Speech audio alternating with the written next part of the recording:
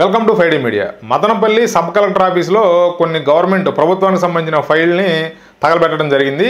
అంటే మరి ప్రమాదవశాత్తు జరిగిందా, ఎవరైనా తగలబెట్టారనేది ఇంకా క్లారిటీ రాలేదు. కానీ ఖచ్చితంగా అంత పెద్ద మొత్తంలో ప్రభుత్వ ఫైల్స్ని తగలబెట్టారంటే ఇది ఖచ్చితంగా కావాలని చేసినట్లుగానే మనకు అర్థమవుతుంది. మీడియా కథనాల్లో కానీ ప్రభుత్వం తరపు నుంచి కానీ వస్తున్న వార్తల ప్రకారం చూసినా కూడా ఇదేదో కావాలనే చేసినట్లుగానే మనకు అర్థమవుతుంది. అంటే దీని వెనకాల ఉన్నటువంటి ప్రధాన కారణాలు ఏంటనే చూద్దాం. అంటే మదనపల్లి డివిజన్లో అసైన్డ్ ల్యాండ్స్ని చాలా వాటికి వాళ్ళకి కావాల్సిన వాళ్ళకి వాళ్ళ పార్టీకి సంబంధించిన నాయకులు కబ్జాలు చేయటం, అసైన్డ్ ల్యాండ్స్ని కబ్జా చేసి వాళ్ళ పేరు మీద పట్టాలను తీసుకోవడం ఇవన్నీ చేసినట్టుగా చెప్తున్నారు.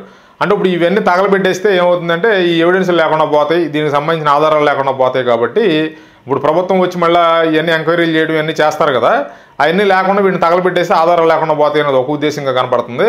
అదొకటి మదనపల్లి డివిజన్ ఏరియాలో ఉన్నటువంటి గనులు, ఈ గ్రానైట్ పరిశ్రమలు కానీ గ్రానైట్ గనులకు సంబంధించిన వ్యవహారాల్లో కూడా వీళ్ళు చాలా గనులని పాత ఓనర్స్ దగ్గర నుంచి వీళ్ళు కబ్జా చేసినట్లుగా, వాళ్ళ మీద దాడులు చేసి వాటిని హ్యాండ్ ఓవర్ చేసుకున్నట్లుగా ఎన్ని కథనాలు వస్తున్నాయి.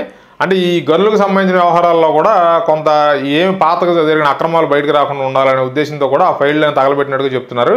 అంటే ఈ ప్రభుత్వ అధికారుల ప్రమేయం లేకుండా ఇది ఎవరో బయట వాళ్ళు తగలబెట్టలేరు, వైఎస్ఆర్సీపీ వాళ్ళు తగలబెట్టలేరు.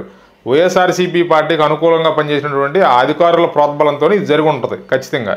కాబట్టి ఏంటంటే మనకు ప్రభుత్వం నుంచి అందుతున్న వార్తల ప్రకారం చంద్రబాబు గారు డీజీపీ గారిని సిఐడి చీఫ్ని ఆదేశించినట్టు, మీరు హెలికాప్టర్లో బయలుదేరి ఇమీడియట్గా అక్కడికి వెళ్ళాలి, అక్కడ వెళ్ళి ఏం జరిగింది అనేది మీరు కొంత ప్రాథమిక సమాచారాన్ని సేకరించాలని చెప్పి వీళ్ళకి ఆదేశించినట్టుగా తెలుస్తుంది. ఇప్పుడు ఈ చీఫ్లు కనుక వెళ్ళి పోలీస్ బాసులు కనుక వెళ్ళి అక్కడికి త్వరగా ఆ కుట్ర వెనకాల ఉన్నటువంటి కోణాలన్నింటినీ వాళ్ళు బయటకు లాగి కొంత ఆధారాలు, ప్రాథమిక ఆధారాలను కనుక సేకరిస్తే మాత్రం ఇప్పుడు ఈ తగలబెట్టిన వాళ్ళందరూ మునిగిపోయే ప్రమాదమే ఖచ్చితంగా కనపడుతుంది. Please like, share and subscribe Friday media. Thanks for watching.